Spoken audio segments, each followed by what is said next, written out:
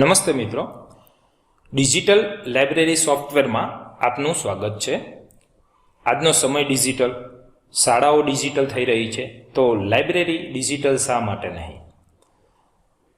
Digital software લાઇબ્રેરીમાં તમે તમારા કામને સરળ, ઝડપી, ચોકસાઈ અને આકર્ષકથી કરી શકો છો.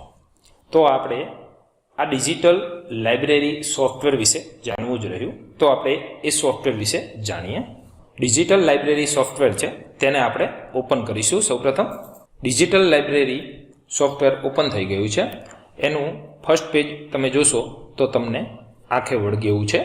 તો સૌપ્રથમ તો તમારે આ ડિજિટલ લાઇબ્રેરીમાં યુઝર આઈડી અને પાસવર્ડ એન્ટર કરવાનો છે. તે એન્ટર કર્યા બાદ તમારે લોગિન પર ક્લિક કરવાનું છે, જે હું પ્રોસેસ કરી લઉં છું. લોગિન પર ક્લિક કરતાં વેલકમ ટુ ડિજિટલ લાઇબ્રેરી તમને મેસેજ શો કરશે. ડિજિટલ લાઇબ્રેરી સોફ્ટવેર ઓપન થઈ ગયું છે. આ એનું ડેશબોર્ડ છે. ડેશબોર્ડ જોતાં જ તમને અંદાજ આવી ગયો હશે કે લાઇબ્રેરી કેટલી આકર્ષક હશે. તો આ એનું ડેશબોર્ડ છે. આપણે આ ડેશબોર્ડ પરથી આખા લાઇબ્રેરી સોફ્ટવેરને હેન્ડલ કરીશું. અને આ સોફ્ટવેર હેન્ડલ કરવું એટલું ઇઝી છે કે શાળાના બાળકો અથવા કોઈ પણ અન્ય વ્યક્તિ પણ સરળતાથી હેન્ડલ કરી શકે છે, એટલે કે આ સોફ્ટવેર યુઝ કરી શકે છે. સૌ પ્રથમ તો આપણે અહીંયા બ્લેન્ક જગ્યા છે, ત્યાં તમારે તમારી સ્કૂલનો લોગો એન્ટર કરવાનો છે. તો એના માટે ઇન્સર્ટ લોગો પર ક્લિક કરીશું. તો તમારા પીસીમાં ત્યાં લોગો સિલેક્ટ કરીને ઓકે પર ક્લિક કરશો એટલે ત્યાં તમને તમારા સ્કૂલનો લોગો પણ આવી જશે. સૌપ્રથમ આપણે ડેશબોર્ડની માહિતી મેળવી લઈએ. અહીંયા ડેશબોર્ડ પર શાળાનું નામ, ડાયસ કોડ અને તમે જે લાઇબ્રેરીનું નામ રાખવા માંગો છો એ અહીંયા તમને જોવા મળશે. ટોટલ બુક્સ એટલે કે કેટલી બુક્સની એન્ટ્રી થયેલ છે, રજિસ્ટર કરેલ છે તે અહીંયા બતાવે છે. કેટલા સ્ટુડન્ટની એન્ટ્રી થયેલ છે તે અહીંયા બતાવે છે. અહીંયા બુક કોડ અને સ્ટુડન્ટ કોડ તમે જોઈ શકો છો. બુક કોડ એન્ટર કરતાની સાથે બુકની વિગત અને સ્ટુડન્ટ કોડ એન્ટર કરતાની સાથે સ્ટુડન્ટની વિગત અહીંયા જોવા મળે છે. અને જો બુક કોડ એન્ટર કરતાની સાથે બુક અવેલેબલ હશે, એટલે કે કોઈને ઇસ્યુ નહીં કરેલ હોય તો યસ જોવા મળશે. અને કેટલા દિવસ માટે તમે ઇસ્યુ કરવા માંગો છો તે અહીંયા તમે ટાઈપ કરી શકો છો. તો રિસીવ ડેટ પણ ઓટો તમને અહીંયા જોવા મળશે. અહીંયા બુક કોડ અને સ્ટુડન્ટ કોડની જ એન્ટ્રી કરવાની છે. તો આ બધી જ વિગત ઓટો આવી જાય છે. ત્યારબાદ સબમિટ પર ક્લિક કરીશું તો એ ઇસ્યુ રજિસ્ટરમાં એની એન્ટ્રી થઈ જશે. તો એના માટે પહેલાં તો બુક કોડ અને સ્ટુડન્ટ કોડની જરૂર પડશે. તો એના માટે પહેલાં તો આપણે બુક એન્ટ્રી જોઈ લઈએ. બુક એન્ટ્રી પર ક્લિક કરતાં અહીંયા બુક એન્ટ્રીનું પેજ ઓપન થઈ ગયું છે. તો બુક એન્ટ્રી માટે તમારે વિભાગની જરૂર પડશે. તો અહીંયા મેં કેટલાક વિભાગ ટાઈપ કરેલા છે. તમે આમાં ફેરફાર કરી શકો છો, એટલે કે આ વિભાગને ડિલીટ કરીને તમને ગમતા યોગ્ય વિભાગ અહીંયા એન્ટર કરી શકો છો. બુક એન્ટ્રી કરવી છે તો સૌપ્રથમ બુકનું નેમ, સેક્શન એટલે કે આમાંથી જે વિભાગ તમે ટાઈપ કર્યા છે અહીંયા તમને બતાવશે, એ સિલેક્ટ કરવાના છે. ઓથર એટલે કે એના લેખકનું નામ અને એની પ્રાઇસ. હવે અહીંયા તમે જોઈ રહ્યા છો બુક રજિસ્ટર નંબર. તમારે બુક રજિસ્ટર નંબર ફરજિયાત એન્ટર કરવાનો છે. તમને યોગ્ય લાગે તે તમે નંબર રાખી શકો છો, પરંતુ આપણી દરેકની બુક પર ડેડ સ્ટોક નંબર અવશ્ય લખેલા હોય છે.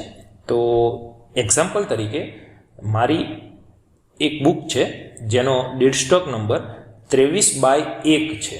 તો 23/1 છે, તો અહીંયા મેં તેની જગ્યાએ 231 નંબર બુકનો આપેલો છે, જેથી કરીને એ બુક જોઈને મને એનો બુક કોડ ખ્યાલ આવી જાય.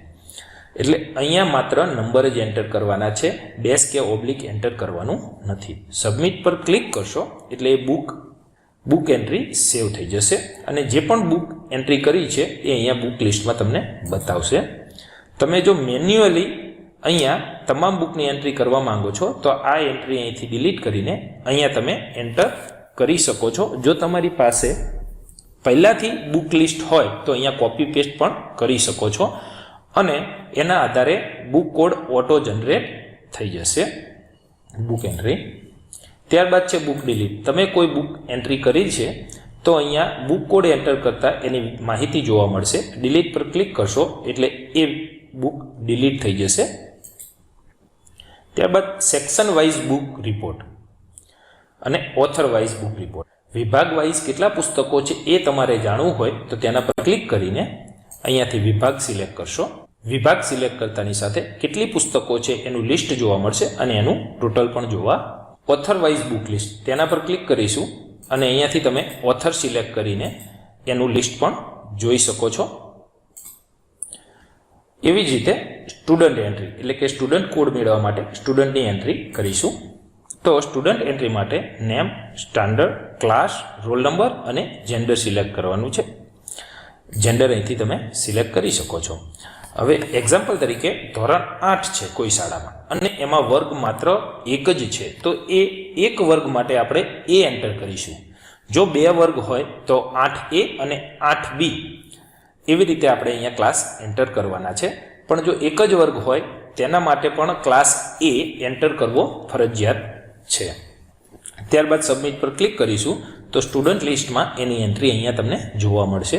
જો તમારી પાસે બાળકોનું લિસ્ટ પહેલેથી એક્સેલમાં છે તો અહીંયા તમે એને કોપી પેસ્ટ કરી શકો છો અને એના રોલ નંબર અને ધોરણ ચેન્જ કરી શકો છો. એના આધારે અહીંયા કોડ જનરેટ થશે. સ્ટુડન્ટ એન્ટ્રી, તમે કોઈ પણ સ્ટુડન્ટ એન્ટર કર્યો છે અને એ સ્ટુડન્ટની એન્ટ્રી જો ડિલીટ કરવી હોય તો અહીંયા તમે એન્ટર કરશો એટલે એની વિગત જોવા મળશે. સ્ટુડન્ટ કોડ એન્ટર કરતાં એની માહિતી જોવા મળશે. ડિલીટ પર ક્લિક કરશો, સ્ટુડન્ટ લિસ્ટમાંથી એ સ્ટુડન્ટ દૂર થઈ જશે. આ વાત હતી સ્ટુડન્ટ એન્ટ્રીની. ત્યારબાદ ઇસ્યુ રજિસ્ટર, તો સ્ટુડન્ટ કોડ અને બુક કોડ એન્ટર કરશો અને સ્ટુડન્ટ કોડ એન્ટર કરશો એટલે તમામ વિગત આવી જશે અને સબમિટ પર ક્લિક કરશો એટલે એની એન્ટ્રી અહીંયા તમને જોવા મળશે. એ તમામ માહિતી અહીંયા જોવા મળે છે. બુક તમે ઇસ્યુ કરેલી છે, જો બુક રિસીવ નથી થઈ તો આપણે અહીંયા નો સિલેક્ટ કરીશું. ત્યારબાદ કેટલી બુક રિસીવ નથી થઈ તેની વિગત મેળવવી હોય તો નો રિસીવ બુક પર આપણે ક્લિક કરીશું તો એ તમામ માહિતી જોવા મળે છે. ડિલીટ ઇસ્યુ એન્ટ્રી, તો આમાંથી તમે કોઈ પણ એન્ટ્રી ડિલીટ કરવા માંગો છો. અહીંયા એન્ટ્રી નંબર જોઈ રહ્યા છો, તે એન્ટ્રી નંબર અહીંયા એન્ટર કરીને ડિલીટ પર ક્લિક કરશો એટલે તમારી એ એન્ટ્રી ત્યાંથી ડિલીટ થઈ જશે. ટીચર પોર્ટલ, તો એવી જ રીતે ટીચર પોર્ટલમાં પણ તમારે શિક્ષકની એન્ટ્રી કરવાની છે. નેમ, સબ્જેક્ટ, સિરિયલ નંબર, એટલે કે તમારે તમારા દરેક શિક્ષકને એક સિરિયલ નંબર આપવાનો છે. એ સિરિયલ નંબર 1, 2, 3 ગમે તે આપી શકો છો. ત્યારબાદ જેન્ડર સિલેક્ટ કરીને સબમિટ આપશો એટલે ટીચર સબમિટ થઈ જશે અને જે સબમિટ થયા છે તે ટીચર લિસ્ટ અહીંથી જોઈ શકો છો. જે ટીચર સબમિટ થયા છે તેનો અહીંયા ટીચર કોડ પણ તમને જોવા મળશે. ઇસ્યુ રજિસ્ટર માટે અહીંયા તમારે એવી જ રીતે બાળકની જેમ જ બુક કોડ એન્ટર કરવાનો છે, ટીચર કોડ એન્ટર કરીશું અને કેટલા દિવસ માટે આપવું છે તો એ દિવસ એન્ટર કરીને સબમિટ પર ક્લિક કરીશું તો એ ઇસ્યુ રજિસ્ટરમાં એની એન્ટ્રી તમને અહીંયા જોવા મળશે. ત્યારબાદ કોઈ એન્ટ્રી ડિલીટ કરવા માંગો છો તો અહીંયા એન્ટ્રી નંબર જોઈને એન્ટ્રી નંબર એન્ટર કરીને ડિલીટ કરી શકો છો. તો રિપોર્ટ્સ માટે ક્લાસ રિપોર્ટ પર ક્લિક કરીશું. અહીંયાથી ક્લાસ સિલેક્ટ કરીને તમે જે તે ક્લાસની વિગત મેળવી શકો છો. મંથલી રિપોર્ટ, અહીંયાથી તમે મંથ સિલેક્ટ કરીને રિપોર્ટ્સ મેળવી શકો છો. ડેટ રિપોર્ટ, તમારે કોઈ એક ડેટનો રિપોર્ટ જોઈતો હોય તો એ પણ અહીંથી તારીખ સિલેક્ટ કરીને તમે મેળવી શકો છો. પર્સનલી રિપોર્ટ એટલે કે વ્યક્તિગત બાળકનો રિપોર્ટ જોઈતો હોય તો એ પણ અહીંથી સિલેક્ટ કરીને તમે મેળવી શકો છો. ટીચર મંથલી રિપોર્ટ, તો મંથલી રિપોર્ટ પર ક્લિક કરીશું એટલે શિક્ષકનો પણ મંથ વાઇઝ રિપોર્ટ મળી જશે દરેક શિક્ષકના.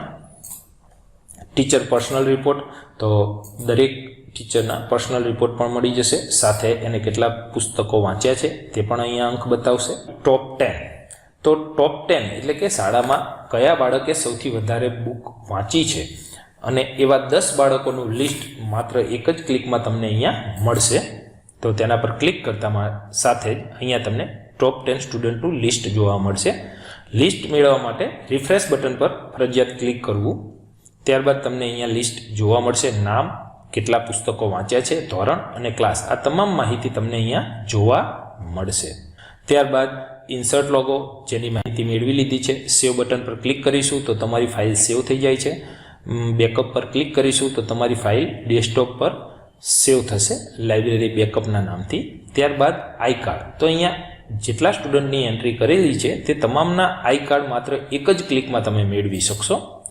જે પણ બાળકોની એન્ટ્રી કરેલી છે એ તમામ માહિતી અહીંયા ઓટો આવી જાય છે, એટલે કે એમના આઈ કાર્ડ જનરેટ થઈ જાય છે. A4 પેજમાં 10 આઈ કાર્ડ બને છે, એટલે કે તમે એની સરળતાથી એક પેજમાં 10 આઈ કાર્ડની પ્રિન્ટ કાઢી શકો છો. અહીંથી નંબર ચેન્જ કરી શકો છો અને બધા બાળકોની આઈ કાર્ડ મેળવી શકો છો.